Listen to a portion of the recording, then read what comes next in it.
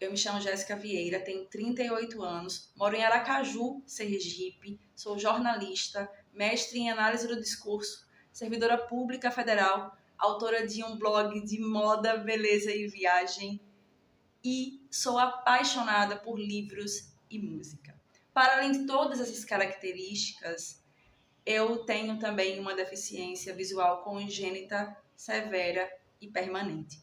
A minha mãe, quando estava grávida de mim, foi acometida por toxoplasmose, que é uma doença provocada por um protozoário que prejudicou toda a minha visão central em ambos os olhos. Aos 6 meses de idade, os meus pais já perceberam que eu tinha uma dificuldade em identificar os movimentos ao meu redor. Eu identificava os sons, os ruídos, mas eu não conseguia assimilar as pessoas passando, eu colocava muito a cabeça para frente, eu ficava mesmo buscando tudo, né, que estava se movimentando ali. Então, aos 8 meses, eles me levaram ao oftalmologista e saíram de lá com uma receita de óculos de 1 grau de miopia em ambos os olhos. Com 8 meses eu usava 1 grau, com 3 anos eu já usava 9 graus, com 13 anos eu usava 15 graus e hoje, aos 38, eu uso 21 graus de miopia, tanto no olho direito quanto no olho esquerdo, e com isso, já com a correção, eu tenho 10% da visão.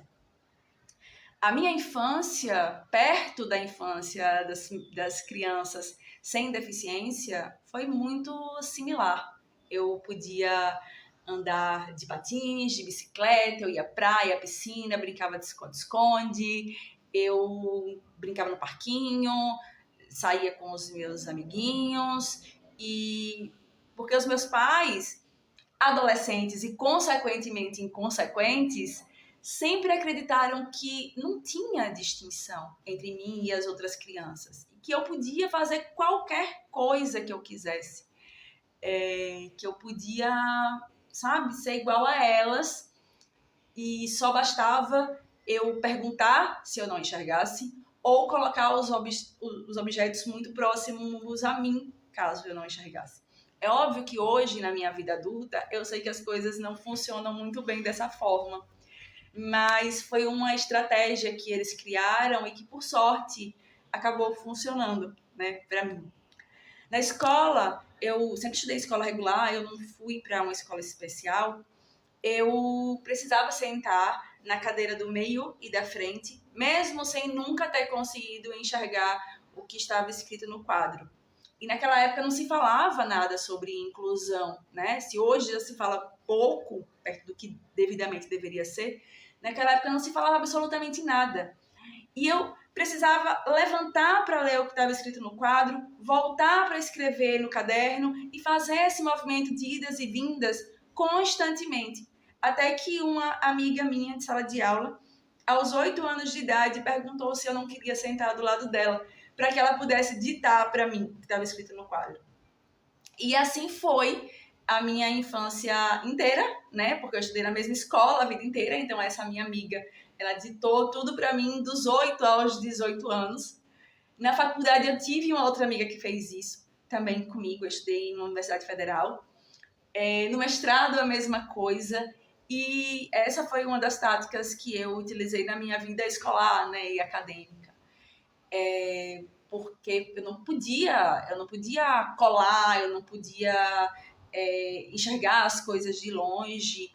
E então eu sempre fui muito aplicada e muito destemida, né? Porque a partir do momento em que os meus pais me ensinaram que eu podia fazer tudo, eu queria mesmo fazer tudo. E eu me enxergava igual às outras crianças, as crianças, os adolescentes, na minha época da adolescência, não viam também distinção, né? Os meus amigos, a minha família, os meus professores, eles sempre me trataram da mesma forma. Eu nunca tive acesso a nenhuma diferença e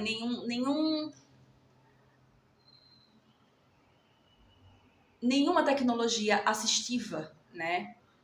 E aí, eu até então não sabia que eu era uma pessoa com deficiência, porque justamente por conta desse tratamento tão igualitário. Mas quando eu completei 24 anos e estava estava na semana de me formar, eu passei num concurso público do Estado. E na hora de assinar o termo de posse, A médica, a perita, vendo que eu coloquei o papel muito próximo ao rosto, perguntou se eu tinha deficiência. E eu falei que não, porque eu sabia, né, que eu tinha uma deficiência visual. E aí ela falou, não, você tem sim uma deficiência e você não pode tomar posse. Aquilo caiu assim como... Sabe, foi um divisor de águas, caiu como uma bomba, como uma pedra mesmo que colocam no seu caminho, uma pedra que você nunca viu, que você nunca foi ensinada a enxergar daquela forma, nem o mundo, nem as pessoas. E ali eu comecei a perceber que havia mesmo uma discriminação diante da pessoa com deficiência, para com a pessoa com deficiência. Foi um momento muito desse reconhecimento, assim, foi muito difícil, porque eu não tinha noção do que era essa realidade. E a partir dali, do momento em que eu me reconheci, que eu precisei, né, me reconhecer como pessoa com deficiência e entender o que é que acontecia na minha vida, eu comecei também a enxergar algumas coisas que aconteceram na minha infância, na minha adolescência, que significavam, sim, uma discriminação. Os meus professores, por exemplo, por verem que eu tinha os olhos muito claros, né? E sabendo que eu não enxergava, eles tiravam os meus óculos para eu poder, por exemplo, dançar quadrilha junina, que é uma tradição aqui no Nordeste. Em muitas outras situações de eu estar, por exemplo, no cinema e os meus amigos não quererem sentar ali na frente, porque eu só enxergo as legendas se eu sentar da primeira à terceira fila. E todo mundo queria ir comigo ao cinema, mas não queria sentar na frente. Então, essas pequenas coisas começaram a fazer sentido para mim. E a partir daquele reconhecimento enquanto pessoa com deficiência, eu também quis buscar tanto os meus direitos, quanto entender um pouco mais sobre o assunto e ver de que forma eu poderia me inserir nesse lugar, ainda que eu não tenha crescido, nem tenha sido criada nessa instância, né? Porque toda a minha vida ela foi pautada e construída assimilando a normalidade, se é que a gente pode falar, né, sobre isso.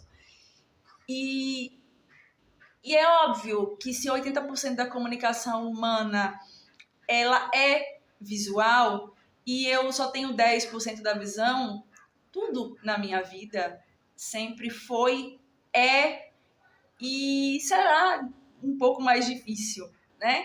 Mas não sou eu que vou transformar a minha vida em algo muito mais difícil. Os meus 10% são os meus 100%, eu sempre enxerguei assim.